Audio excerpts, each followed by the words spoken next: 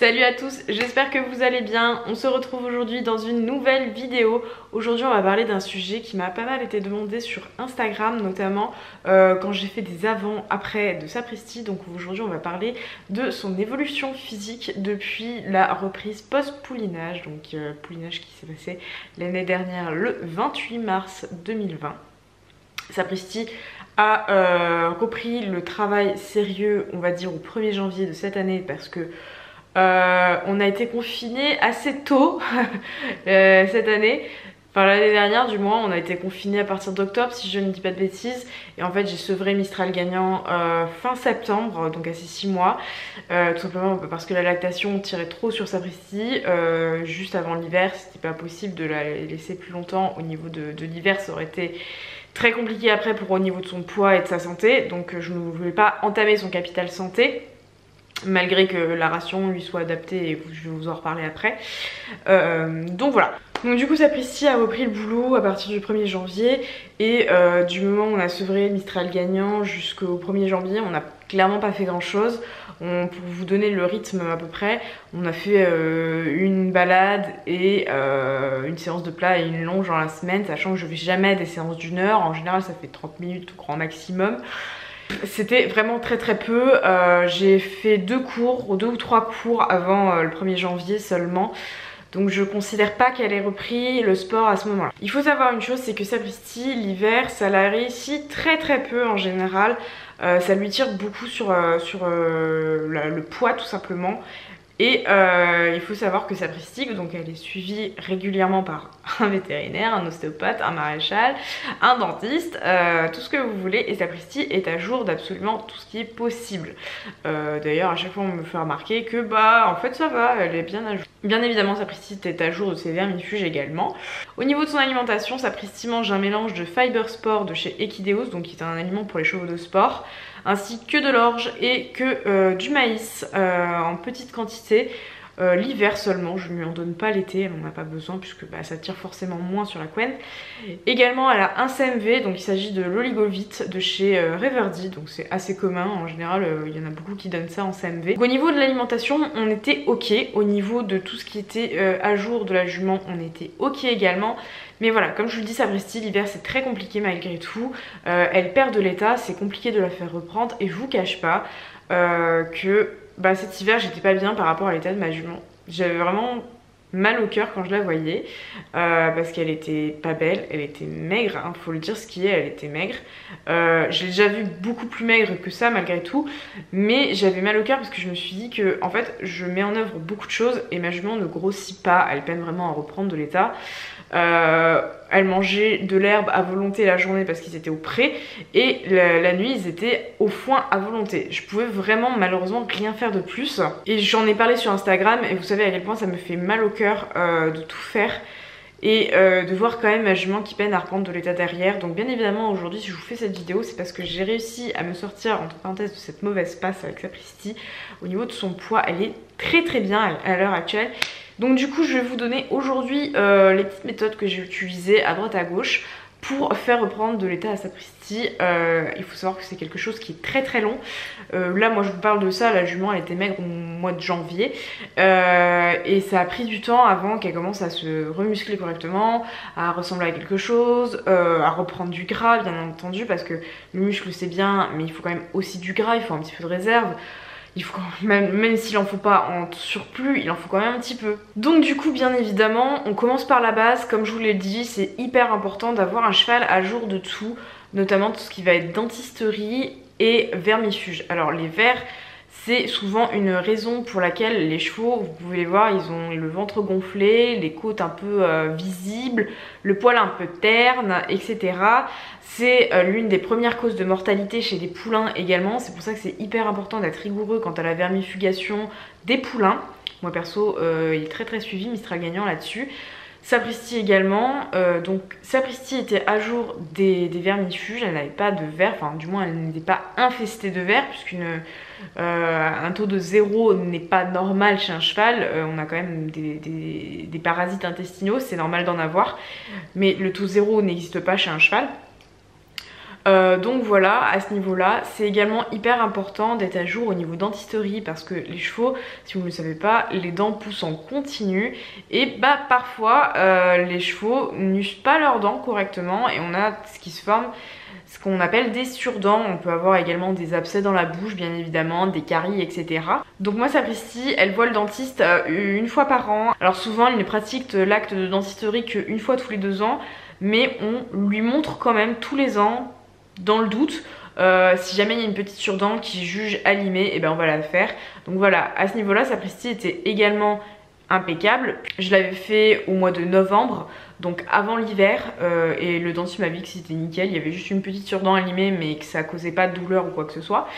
Il faut savoir que le dentiste, si c'est pas fait correctement, les surdents poussent et ça va abîmer la bouche du cheval. Ça va faire des plaies tout simplement à l'intérieur de sa bouche et c'est ultra désagréable pour eux quand ils mangent. C'est la cause de douleur et c'est souvent pour ça que les chevaux font des boulettes ou crachent ou mangent pas très bien, etc. Donc voilà. Également c'est hyper important d'avoir l'ostéopathe à jour. Bon bah moi Sapristi voit l'ostéopathe 2 fois par an minimum. Plus si besoin, s'il y a une chute, s'il y a un accident ou quoi que ce soit. Mais bon en général c'est 2 fois par an, elle n'a pas besoin de plus.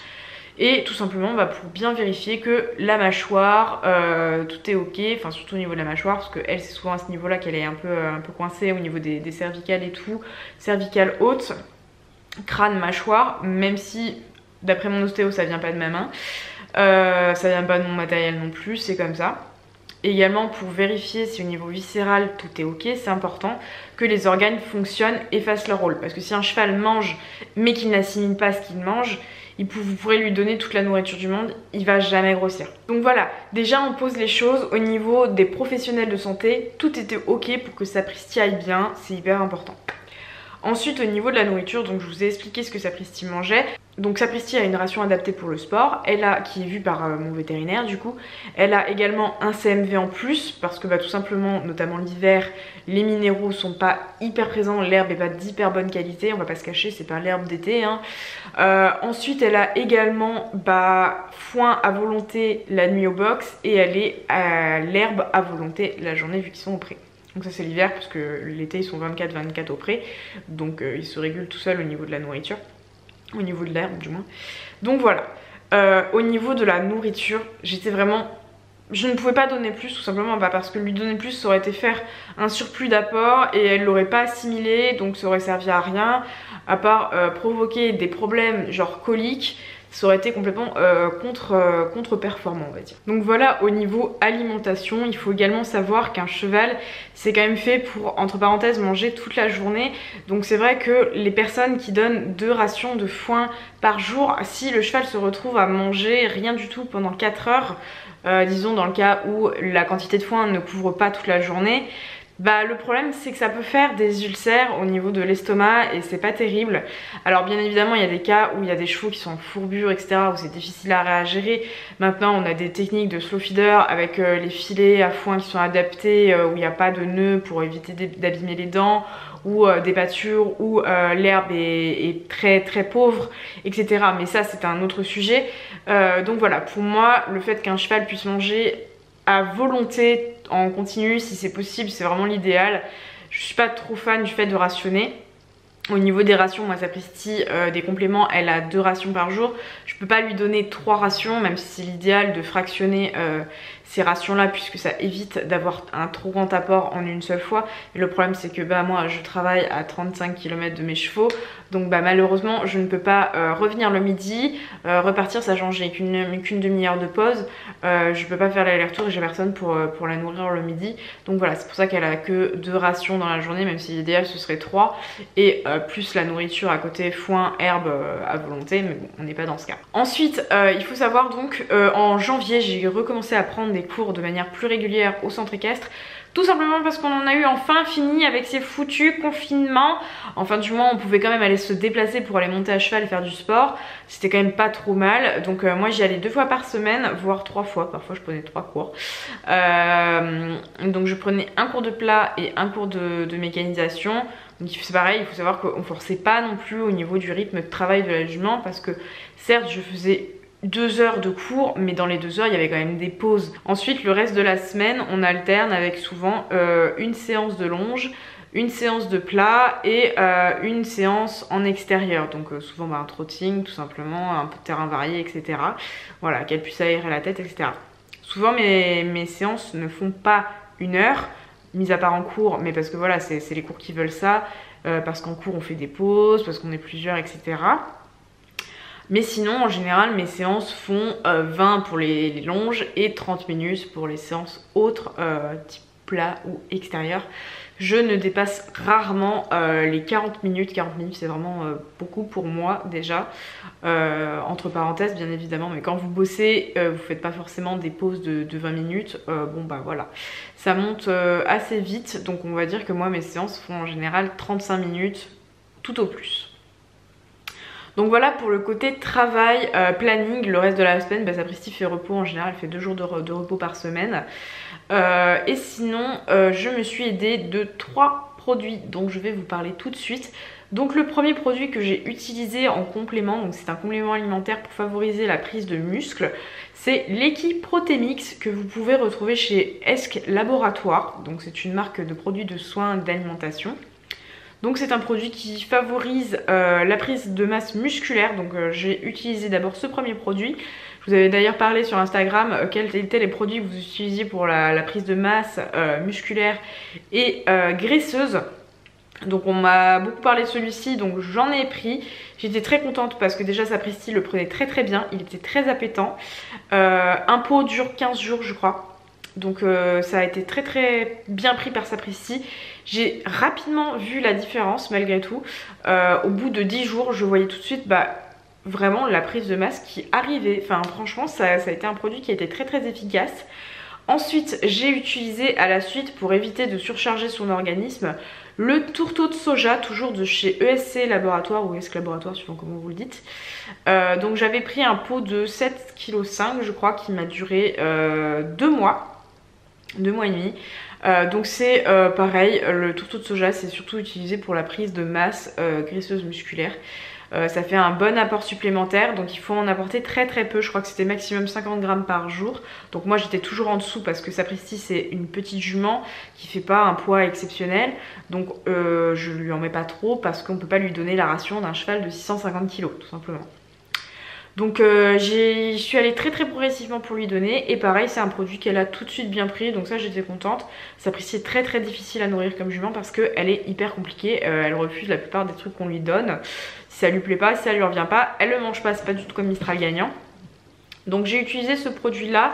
Pareil, j'ai trouvé que ça l'a bien aidé. Et bien évidemment ce qui l'a aidé aussi, c'est l'arrivée du printemps avec l'herbe qui est tout de suite beaucoup plus riche que pendant l'hiver. Au niveau de prise de masse, donc forcément ça a une incidence dessus.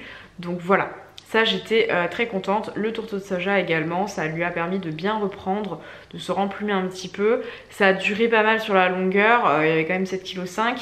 Donc ouais, entre 2 et 3 mois, je sais plus exactement, je vous dirai pas de bêtises là-dessus, mais c'était à peu près la durée, à 50 grammes par jour, voilà. Donc voilà, j'étais contente de ces 2 produits du chez ESC Laboratoire. Et enfin le dernier produit dont je garde un petit peu pour cet hiver, c'est la spiruline que vous pouvez retrouver chez notre partenaire Compagnon et compagnie. Vous pouvez toujours avoir moins 10% avec mon code Sapristi si ça vous intéresse. La spiruline par contre elle a un peu plus de mal à la prendre, tout simplement parce que c'est sous forme de poudre et c'est pas hyper appétant, je vous l'accorde. Donc du coup je dois lui donner dans une seringue dans de la compote. Donc je mélange la dose journalière avec de la compote, je la mets dans une seringue. Après elle prend très bien la seringue, mais c'est vrai que toute seule dans la ration elle la prend pas. C'est assez fort en iode, c'est des algues tout simplement. Donc j'en ai donné pendant 1 mois. Pareil, j'ai bien vu également qu'elle continuait à prendre de la masse. C'était cool, franchement je suis contente de l'utilisation de ces 3 produits. Je vous dirai pas bien évidemment que c'est uniquement grâce à ces produits qu'elle a pris en masse, mais bien évidemment avec tout le travail qu'on fait à côté, que ce soit le travail de la jument en elle-même, que ce soit la gestion de sa santé avec tous les professionnels qui nous entourent, et également la gestion de son alimentation. Voilà, donc après au niveau des 3 produits que j'ai pu utiliser, qui ont donné un vrai petit coup de boost à sapristi. Je garde la fin de mon pot de spiruline pour cet hiver, tout simplement en prévention. Je pense que ça peut pas lui faire de mal. Donc voilà, je veux bien évidemment, je vous ai mis des petites photos avant, après, parce que je pense que c'est important de voir d'où on est parti et d'où on est arrivé à aujourd'hui. Si vous avez des petites questions, n'hésitez pas à les poser en commentaire. Je vous dis à très bientôt pour de nouvelles vidéos. Ciao!